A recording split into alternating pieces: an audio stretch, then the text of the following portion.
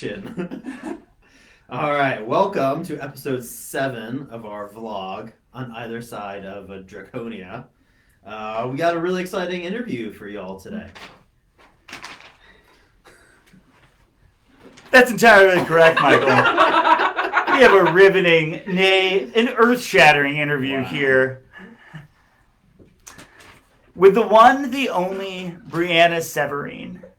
Michael, why don't you go ahead and introduce our guests? Well, thank you for saying her name, and now I shall introduce her. But this is a personal good friend of ours and of the field here, Brianna. Where are we here? Someone we've known for years and has been like an integral part of the addiction treatment space. Worked at several nameable treatment centers as well as private practice, and just like for the years, you've always been the person that I've called when I've tried to place a patient who was maybe more complicated or complex, and you've always just been a huge help. Oh, thank you. Currently, you're at Women's Recovery doing a variety of roles, but I am. do you mind sharing with us a little bit about who you are and what you do? Sure.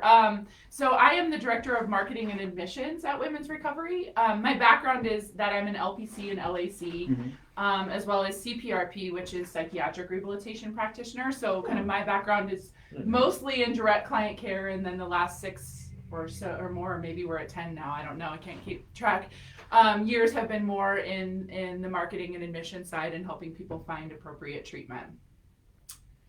Yeah, so that's Wonderful. a little bit about me. Yeah. Thank you for that introduction. My word, Brianna. That was captivating. So please, tell us a bit about early intervention, or at least tell us a little bit about how Women's Recovery's approach differs from that of, say, your traditional continuum-style treatment program that's really kind of a detox on-down approach. Absolutely. So as you guys know, we're an intensive outpatient level of care. And I think most people think, as you just mentioned, about starting a detox, going down to residential, and then stepping to IOP. And while for a lot of people that's totally appropriate, one of the things we often forget is that intensive outpatient can also be a step up in level of care for someone. It can be an earlier intervention.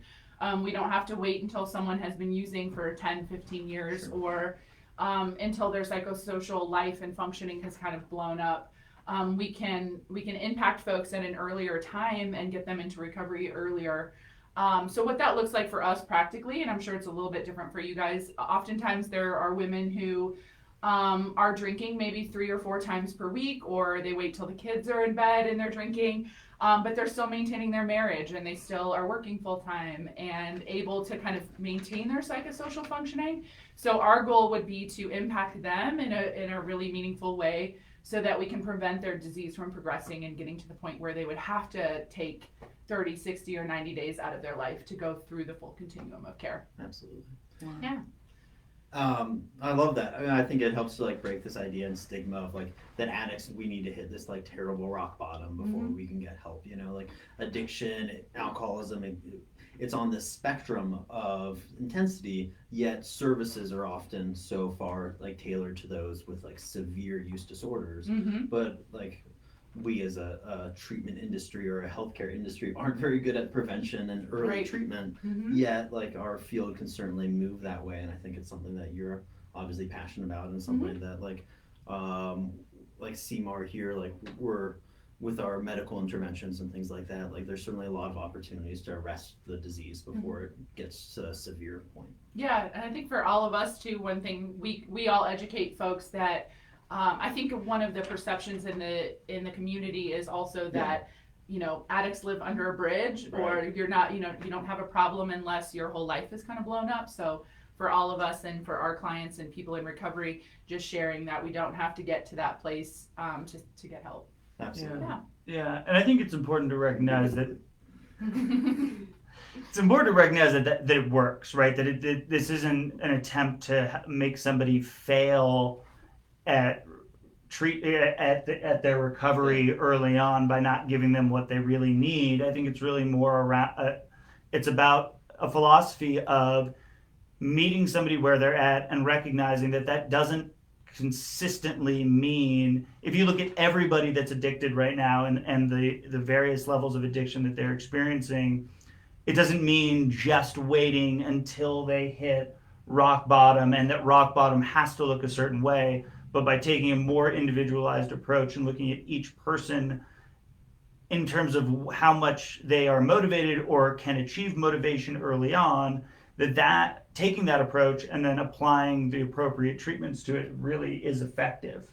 Wow. Alexa, do you concur? I concur, and I'm so glad you asked to introduce me. I'm Alexa, Outreach and Admissions at Women's Recovery. I defer. Thank you for your input. And we appreciate that deferral. Really enrapturing stuff, you three. I know that at CMAR, one of the big differences between how we approach early intervention versus the alternative is that we tend to avoid using opioid replacement meds in early intervention, or we'll use a much lower dose to help somebody really get back on track without that need for long-term sustaining medical support or medication support. And giving somebody a shot at that abstinence approach, but really having the MAT solution there should they need it and should abstinence not work. Because I think it's common to look at a medication-assisted program as just that. And I think what helps us differentiate ourselves is that we really do like the idea. We love the opportunity that everybody should have to achieve abstinence.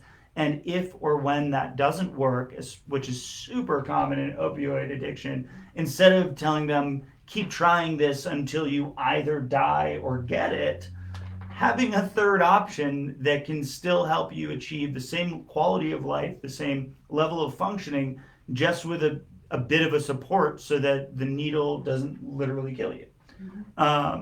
So anyways, yeah. Absolutely. Yeah. Thanks, Cortland. Yeah, thank you. Well, how time flies. When you're having fun, am I right?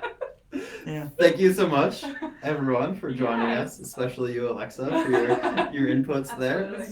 But also Brianna. Yeah, of course, Brianna. And our wonderful guests, viewers tonight. Thank Hi, you. Mom. Thank all of you. Hi, all of the moms. Thank All you, of our moms. both of you, Yeah. for joining us this evening. All four of you. And tune in next time for our next episode, where we have no idea what we're going to do for it quite yet. But we will. Well, we It's gonna be will. good. We will. It's gonna be good. It's going to be huge. Everybody's going to be talking about it. And just one last thank you to our Draconia. Yeah. Yes. Truly the reason I wanted to come on today. Yeah. Well, we appreciate that. We They've been understand joining that it is the draw. Right. That we are not why anyone watches. And we honestly appreciate that. So yeah, thank you both ever so much. And to our audience, we hope you'll tune in a few weeks for another on either side of a Draconia. In the meantime, check out coloradorecovery.com and check out womensrecovery.com to learn about the great work done at both of our world-class addiction treatment programs. Love you.